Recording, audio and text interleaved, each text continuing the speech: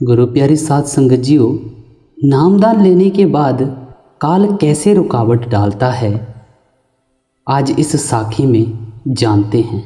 गुरु प्यारे साध संगत जी, आज की ये रूहानी साखी थोड़ी सी लंबी होने वाली है। गुरु प्यारे साध संगत जी, यह एक सच्ची आप बीती है जो कि एक अभ्यासी सज्जन की है। आज इस साखी में हमें पता चलेगा कि हम कितने भाग्यों वाले जीव हैं जिन्हें एक पूर्ण संत महात्मा से नामदान की बख्शिश हुई है। हमें एक पूर्ण संत महात्मा की शरण मिली है। कैसे उन्होंने हमें नामदान दीक्षा देकर हमें अपनी शरण बख्शी है, हमें अपने साथ जोड़ लिया और हमारी जिम्मेवारी ले ली। गुरु प्यारी साध संगत जियो, नामदान की बख्शिश हो जाना ऐसा है कि कुल मालिक ने हमारे झोली में नाम रूपी खजाना डाल दिया है। नामदान की बख्शिश कर कर मालिक ने हमें यह बता दिया है, वह भी अपने बच्चों से अब मिलाप करना चाहता है। इसलिए उसने नाम रूपी खजाना एक पूर्ण सतगुरु के हाथ में दिया होता है और वह उन्हीं के माध्यम से हमें वह नाम रूपी दौलत हमें दे देता है, ताकि हम उसके नाम का जाप कर कर अपने सच्चे लोग सचखंड जा सके, उस कुल मालिक से मिलाप कर सके। तो गुरु प्यारी साध संगत जी, आज की इस साखी में हमें एक सत्संगी सज्जन के कुछ अनुभव सुनने को मिलेंगे जो उन्होंने खुद संगत से साझा किए। तो साध संगत जी, आप इस साखी को पूरे श्रद्धा भाव से सुनिए ताकि आपको हर एक चीज़ अच्छे से क्लियर हो जाए। तो गुरु प्यारे साध संगत जी, आज की इस साखी को शुरू करते हैं। गुरु प्यारे साध संगत जी, यह बातें एक सत्संगी सज्जन की हैं जो उन्होंने अपने कुछ प्रेमियों से साझा की, वह मैं आपसे साझा करता हूँ। साध संगत जी, वह दिल्ली के रहने वाले हैं। उन्हें हाल ही में नाम मिला। उनके इस मार्ग पर चलने का कारण उनके मित्र थे जो कि उनके पड़ोस में रहते थे। वह एक सत्संगी परिवार था जिनके घर उनका आना जाना लगा रहता था। वह बहुत ही अच्छे मित्र थे। उनकी मित्रता के कारण ही दोनों परिवारों की अच्छी बनती थी, एक दूसरे के घर आना जाना था। गुरु प्यारे साध संगत जी, आप तो जानते ही हैं, जहाँ पर कुल मालिक के प्यारे होते हैं उनको देखकर और लोग भी प्रभावित होते हैं। उनकी रहनी सहनी को देखकर और लोग भी उनसे आकर्षित हो जाते हैं। तो ऐसे ही वह उनको देखकर उनसे बहुत प्रभावित होते थे। वह अक्सर उनसे पूछते कि उनको नाम मिला है? आप नाम की ही चर्चा करते रहते हैं। यह नाम क्या होता है और उसे लेने के लिए क्या क्या करना पड़ता है और यह कहाँ से मिलता है? यह प्रश्न उन्होंने अपने मित्र से पूछे। यह बातें सुनकर पहले तो उनके जो सत्संगी मित्र थे वह मुस्कुरा पड़े। उन्होंने कहा कि नाम कोई वस्तु नहीं है, कोई पदार्थ नहीं है, वह शब्दों में नहीं बताया जा सकता। वह जब मिल जाता है तब ही उसका एहसास होता है। तो उन्होंने कहा, इसका क्या मतलब होता है? जब किसी को नाम मिल जाता है तो ऐसे प्रश्न उनसे पूछने लग गए। तो उन्होंने कहा कि ये सब प्रश्नों के उत्तर आपको तभी पता चल पाएंगे जब आप इस मार्ग पर चलेंगे। तो ऐसे ही वह दोनों बैठे बातें कर रहे थे और उन्होंने कहा कि मैं ज़्यादा तो नहीं बता सकता, लेकिन आपको थोड़ा सा दृष्टांत दे सकता हूँ कि जब हमें नामदान की बख्शिश हो जाती है, जब हमें एक पूर्ण संत महात्मा द्वारा नाम की बख्शिश हो जाती है, तो हमें सचखंड लेकर जाना, हमें हमारे सच्चे धाम लेकर जाना उनकी जिम्मेवारी हो जाती है। वह सतगुरु वह महापुरुष पूरी कोशिश करते हैं कि जिन्होंने उनसे नाम लिया है या फिर जिनको उन्होंने नाम की बख्शिश की है, वह अपने सच्चे धाम उस कुल मालिक के पास चले जाएं। उस कुल मालिक के साथ उनका मिलाप हो जाए, उनका आना जाना खत्म हो जाए, उन्हें मुक्ति मिल जाए। नाम की बख्शिश एक अनमोल दौलत है जिसका कोई मोल नहीं। जब वह जीव को हो जाती है तो इसकी खुशी जाहिर नहीं की जाती। कुछ सत्संगी प्रेमियों से यह सुनने को मिला है कि जब उन्हें नामदान की बख्शिश हुई तब उन्हें ऐसा लगा कि दुनिया की अनमोल दौलत हमें मिल गई जिसका कोई मोल ही नहीं है। वह अनमोल दौलत हमारे सतगुरु ने हमारी झोली में डाल दी। हमें करोड़ों जीवों में से सतगुरु ने वह दौलत हमें दे दी। इतनी दुनिया में ऐसे सतगुरु ने हमें ढूंढकर अपनी कृपा हम पर की और हमें नामदान की बख्शिश कर दी। हमें अपनी शरण बख्श दी और हमें काम, क्रोध, लोभ, मोह, अहंकार की अग्नि से बचा लिया। इस माया की नगरी से हमें बचा लिया। यह बातें उन्होंने की। साध संगत जी, सत्संगी अभ्यासियों का कहना है कि नाम से ऊपर कुछ भी नहीं है। अगर आपको एक पूर्ण संत सतगुरु द्वारा नाम की बख्शिश हो गई है तो आप बहुत ही भागों वाले जीव हैं। आपको सतगुरु ने इतने करोड़ों जीवों में चुनकर आपको नाम की बख्शिश की है, तो आप समझ सकते हैं कि आप कितने भागों वाले हैं कि आपको वह नाम रूपी खजाना मिल गया, जिसे पाने के लिए पता नहीं लोग कितनी ठोकरें खाते हैं, जगह जगह घूमते हैं कि उन्हें कहीं से मालिक से मिलाप करवाने वाला एक पूर्ण संत महात्मा मिल जाए जो हमें रास्ता बता सके, जो हमारा मार्गदर्शन कर सके। गुरु प्यारे साध संगत जी, आप देख सकते हैं कि पहले जो समय था तब कैसे लोगों को नाम के लिए भटकना पड़ता था। आप देख सकते हैं कि राजा पीपा जी कैसे सतगुरु के पास नाम की भिक्षा मांगने गए थे, जबकि वह एक राजा थे।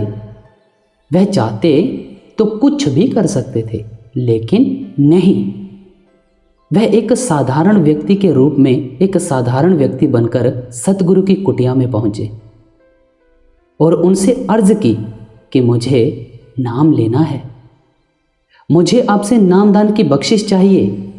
और उस समय सतगुरु ने उनकी इतनी लगन देखकर, उनकी मालिक से मिलने की इतनी तड़फ देखकर ये फरमा दिया कि वह जो कटोरी में पानी है इसे ग्रहण कर लो। लेकिन उस समय राजा पीपा के मन में कुछ मनोग्रस्त विचार आ गए कि मैं ऐसे कैसे कर सकता हूँ, मैं तो एक राजा हूँ, मैं ये पानी क्यों पीऊँ। उस समय सतगुरु इतने दयालु हो गए थे कि वह चाहते तो राजा पीपा को उसी समय नाम का रंग चढ़ जाता और सीधा मालिक के धाम पहुंच जाते। लेकिन वह भी उनकी मौज थी, कुल मालिक की मौज थी कि उनको कुछ देर और भटकना था, कुछ देर और अभ्यास करना था, तब जाकर उन्हें नामदान की बख्शिश हुई और उनका कुल मालिक से मिलाप हुआ। आज के समय में हमें कितनी आसानी से नाम की बख्शिश हो जाती है, कितनी आसानी से हमें नामदान मिल जाता है। हम सोच भी नहीं सकते कि वह नाम रूपी दौलत इतनी आसानी से हमें मिल गई है, जिसे पाने के लिए राजे महाराजे तक भटकते थे और हमें इतनी आसानी से वह मिल जाती है। तो गुरु प्यारी साध संगत जी, नामदान के बाद हमें सतगुरु के बताए गए नियमों पर चलना होता है, जिनसे हमने नामदान की बख्शिश ली है। जो हमारे गुरु हैं, जो हमारे महापुरुष हैं, उनके बताए गए नियमों पर हमें चलना होता है। तो वह कहते हैं वैसा करना होता है क्योंकि गुरु का हुक्म ही मालिक का हुक्म है। अगर हम अपने सतगुरु को एक साधारण जीव समझते हैं तो वह हमारी सबसे बड़ी भूल है, क्योंकि वह कोई साधारण जीव नहीं है, वह कोई शरीर नहीं है, वह तो खुद मालिक है, वह तो खुद रब है। हमारे लिए इस सृष्टि पर आते हैं केवल हमारा उद्धार करने के लिए, उनका और कोई मकसद नहीं होता। वह तो चाहते हैं कि मेरे प्यारे जीव इस जन्म मरण के चक्कर से मुक्त हो जाएं, वापस अपने धाम सचखंड चले जाएं। इसलिए वे केवल नाम का प्रचार करते हैं और ज़्यादा से ज़्यादा जीवों को नाम सिमरन करने के लिए, भजन सिमरन करने के लिए प्रेरित करते हैं। तो गुरु प्यारी साध संगत जी, नामदान के बाद ये हमारे ऊपर निर्भर करता है कि हमें उनकी बताई गई बातों पर चलना है या नहीं। अगर जीव का उस कुल मालिक से प्यार है तो वह कभी भी नाम सिमरन में नागा नहीं डालता। वह रोजाना बताई गई बातों पर अमल करता है और अपने सतगुरु की खुशियां हासिल करता है। नामदान देकर सतगुरु ने अपनी तरफ से सभी फर्ज निभा दिए। उस कुल मालिक ने हमें वह सभी कुछ बता दिया, वह नाम रूपी दौलत हमें दे दी। उसके बाद बारी हमारी होती है। सतगुरु की बताई गई बातों पर हमें चलना होता है, लेकिन बड़े ही अफसोस के साथ कहना पड़ता है कि हम में से कुछ सत्संगी हैं जो सतगुरु की बताई गई बातों पर नहीं चलते, नाम सिमरन नहीं करते, भजन सिमरन नहीं करते। तो गुरु प्यारी साध संगत जी, उनकी यह बातें सुनकर वह बहुत ही प्रभावित हुए।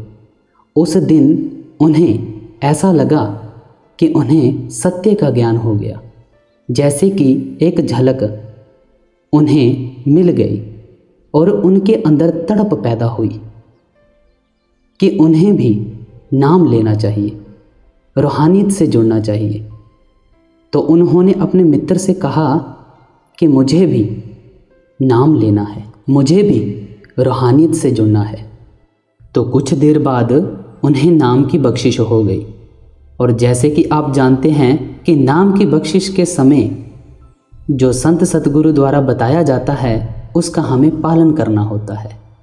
तो ऐसे ही उन्होंने भी वह सभी बातों का पालन करना शुरू किया, जैसे कि बताया जाता है कि इतनी देर सिमरन करना है और रोज़ाना करना है।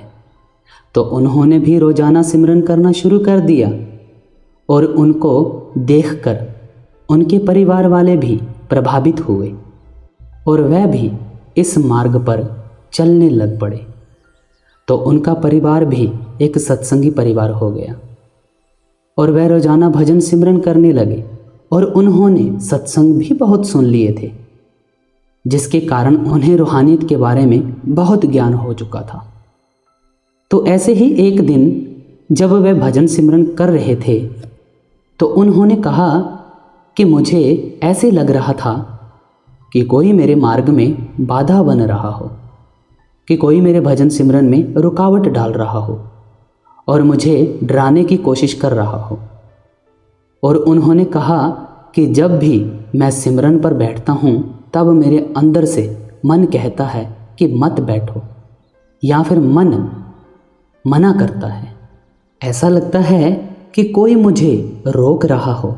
और जब भी मैं बैठता हूँ एक काला साया सामने आ जाता है, जिसको देखकर मैं डर जाता हूँ और आवाज़ आती है कि मत बैठो, और मन उठने को करता है। और कभी कभी तो मैं अपनी तरफ देखकर अपने से ही प्रश्न पूछता हूँ कि मैं इतना बदल गया हूँ। मैंने कभी भी नहीं सोचा था कि मैं इस मार्ग पर चलूँगा। यही बात उन्होंने अपने मित्र से की और जब ये बातें उन्होंने अपने वह सत्संगी मित्र से की तो वह समझ गए थे कि इनकी क्या समस्या है, इनके साथ क्या हो रहा है। तो उन्होंने कहा कि जब जीव को सतगुरु द्वारा नाम की बख्शिश हो जाती है तब जीव नाम सिमरन में बैठना शुरू करता है। और कुछ जीवों के साथ ऐसा होता है उनसे नाम सिमरन नहीं हो पाता और ऐसा लगता है कि कोई उनके रास्ते में रुकावट डाल रहा है, तो इससे डरने की ज़रूरत नहीं है। वह रुकावटें काल की होती हैं। वह इसलिए होती हैं क्योंकि पहले हम उसके अधीन थे, और जब हमें नाम की बख्शिश हो गई तब हम अपने सतगुरु के अधीन हो गए, कुल मालिक के अधीन हो गए। और ये सब देखकर उसको अच्छा नहीं लगता। और ये जायज़ सी बात है कि जब हम किसी के अधीन हों और एकदम से हमें समझ आ जाए, माया का पर्दा आंखों से हट जाए और हम सही मार्ग पर चलना शुरू कर दें, तो जिसके हम अधीन थे तो वह हमारे मार्ग में रुकावट तो डालेगा ही। वह तो नहीं चाहेगा कि यह जीव मेरे दायरे से छूटकर कुल मालिक से मिलाप कर ले। वह चाहता है कि यह मेरे ही अधीन रहे, इसी मोह माया में यह जीव फंसे रहे और ये बार बार आते रहें, बार बार जन्म लेते रहें और मेरे अधीन रहें। लेकिन जब एक पूर्ण संत महात्मा द्वारा हमें नाम की बख्शिश हो जाती है, तब हमारे ऊपर इसका जोर नहीं चलता। वह कुल मालिक हमारी संभाल करता है, तो हमें इससे डरने की ज़रूरत नहीं है। हमें अपने सतगुरु पर पूरा विश्वास होना चाहिए। हमें इससे डरने की कोई ज़रूरत नहीं है। वह हमें कुछ नहीं कह सकता, क्योंकि हमारी जिम्मेवारी उस कुल मालिक ने ले ली है, सतगुरु ने ले ली है, तो ये हमें कुछ नहीं कर सकता। इसलिए तो कहा जाता है कि आप अपना काम करो, मन को अपना काम करने दें, काल को अपना काम करने दें। आप केवल नाम सिमरन पर ध्यान दें, बाकी सब उस कुल मालिक पर छोड़ दें, तो आपको भी इससे डरने की ज़रूरत नहीं है। आपकी जिम्मेवारी पूर्ण संत सतगुरु ने ले ली है। वह आपको कुछ नहीं होने देंगे, वह आपकी संभाल करेंगे। जिनकी जिम्मेवारी एक पूर्ण संत सतगुरु ले लेता है, उनका कोई भी ताकत बाल भी बांका नहीं कर सकती। तो साध संगत जी, हमें भी अपने सतगुरु के कहे अनुसार नाम की कमाई करनी है, शब्द की कमाई करनी है। रोजाना उस कुल मालिक की भजन बंदगी के लिए समय निकालना है, बिना नागा उसकी भजन बंदगी करनी है और अपने सतगुरु पर पूरा विश्वास बनाए रखना है। वह हमारी लाज ज़रूर रखेगा। गुरु प्यारी साध संगत जी, आज की इस रूहानी साखी में हमने यह समझा है कि हमें कभी भी नामदान मिलने के बाद अपने भजन सिमरन में नागा नहीं डालना चाहिए। जब हम नागा डालते हैं तो हम के ऊपर ये काल की जो रुकावटें हैं ये हावी होने लग जाती हैं। इसलिए निरंतर भजन सिमरन करते रहें और इससे दूरी बनाकर रखें। गुरु प्यारी साध संगत जी, आज की ये रूहानी साखी यहाँ पे समाप्त होती है। बाबा जी की तरफ से बहुत बहुत प्यार और आशीर्वाद। राधा स्वामी जी।